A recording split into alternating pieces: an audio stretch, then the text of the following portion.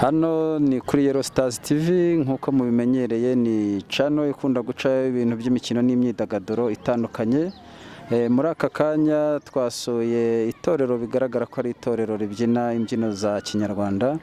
Muri aka kanya turi kumwe n'umwe mu babyinnyi twabonaga umwe mu bageragezaga cyane Sireto mu cyiciro cy'abahungu. Watangira wibwira abagukurikiye kuri Yellow Stars TV?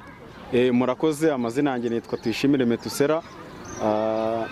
Ndi umuhungu, ndi umusore, mfite imyaka 21, ariko ikintu nababwira cyo ubu ngubu nkaba norezwa hano mu itorero rya Gikomero. Icyo nababwira cyo nishimiye kuba munyakire muri studio za Yellow Stars TV. Ni iby'agaciro kabisa gakomeye. Urakoze cyane, ntibeshye numvise itorero ryanyu ryitwa Mariza. Ese iri torero rimaze igihe kingana iki rikora? Ntago wibeshye, nibyo koko itorero ryacu ryitwa Mariza.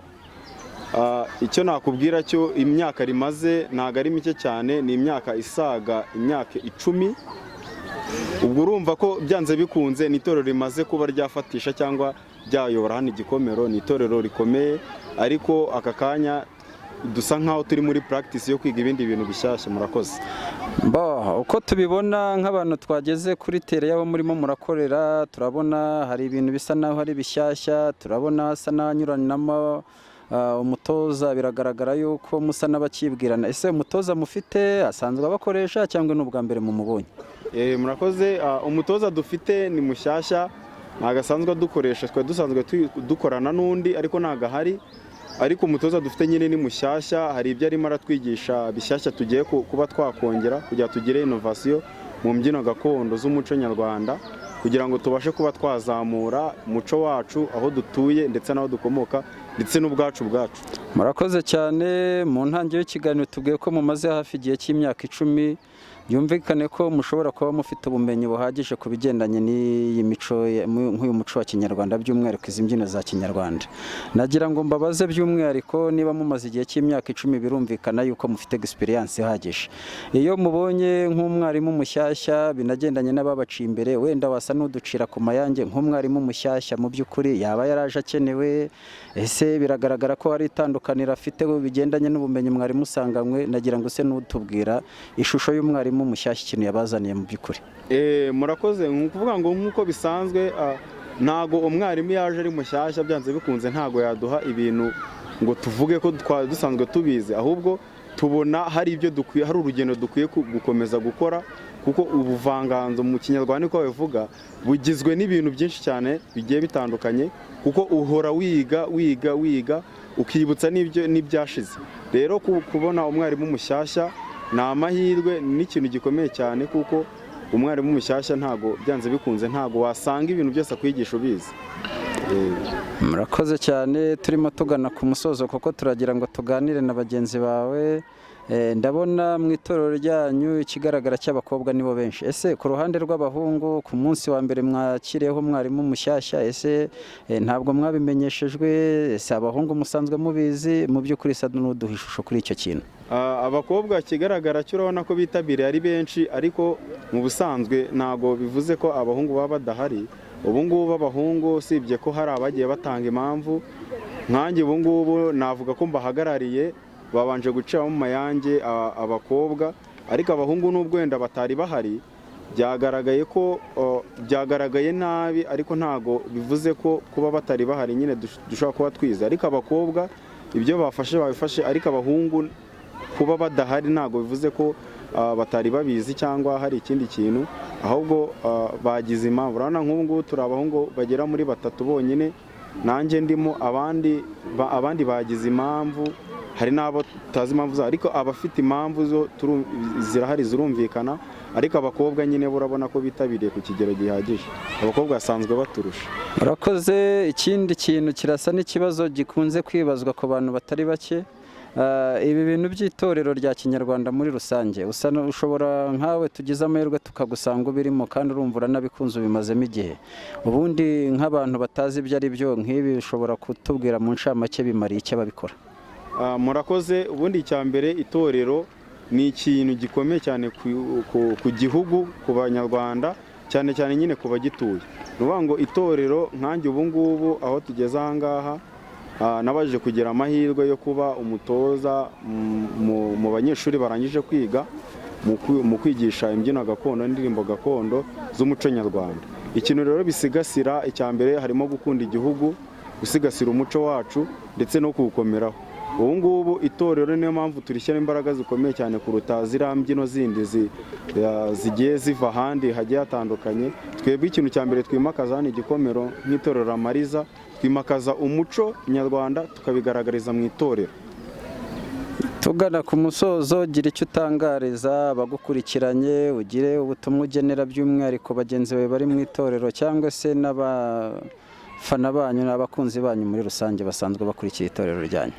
Ikintu nabatangariza abantu badukurikira, abantu bagerageza kwita ku bihangano byacu, kwita ku byo dukora, ikintu nabashishikariza cya mbere ni ugukunda umuco. Icyo ni icya mbere. Icya kabiri, kuwushyiramo imbaraga no kuwukorera, kandi ibindi byose ubundi iyo biharaniye biraza. Ikintu nababwira rero, gukunda igihugu, kugikorera, kucyitaho no kucyitangira, byose biva mu muco, n'ubundi udafite umuco aracika. Niyo mpamvu rero nanjye ikintu nabashishikariza kuza mu itorero ryacu. Icya mbere ni ubushake, kandi iyo ufite ubushake ibintu byose biraza. Rero umuntu ufite imbaraga n'ubushake nta kimubuza kugera ku ntego ye.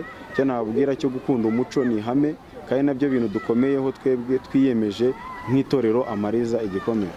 Turagushimiye, reka twakire na mugenzi wawe, bindi byo turakomeza kuganira. Murakoze, nanjye ndabashimiye. Turacyari mu rugendo twagiyemo rwo gusura itorero Amariza ribyinira cyangwa se rikorera igikomero. Igikomero ni umurenge wa Gikomero, umwe mu mirenge 15 igize akarere ka Gasabo. Aka kanya twakiriye umwe mu babyinnyi wo mu itorero Amariza. Watangira wibwira abagukurikiye? Murakoze, amazina yanjye ni Twusana Sarine, naye ndi umwe mu babyina mu itorero Amariza.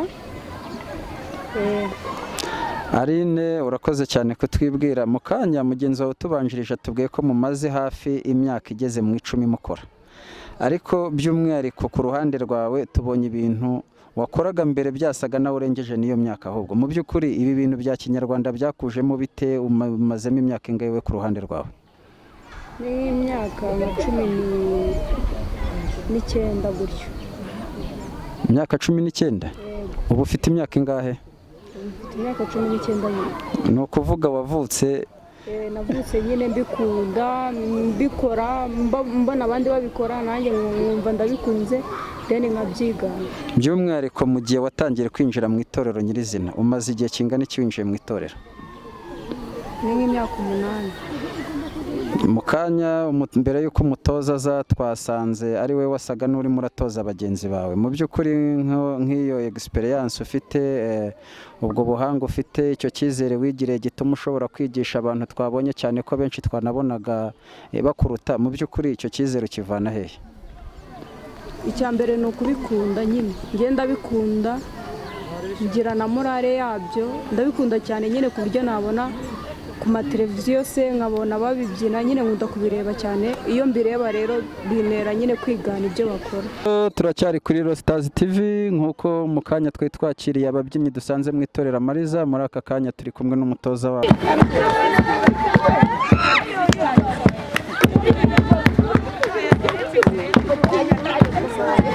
Umutoza twakurikiranye tukabona arimo arabigisha imbyino zigezweho muri aka kanya, ariko reka no kumuvuga. Watangira wibwira abagukurikiye kuri Rostars TV? Nitwa Jasmine Tuyizere, aba ndi umutoza w'Amariza.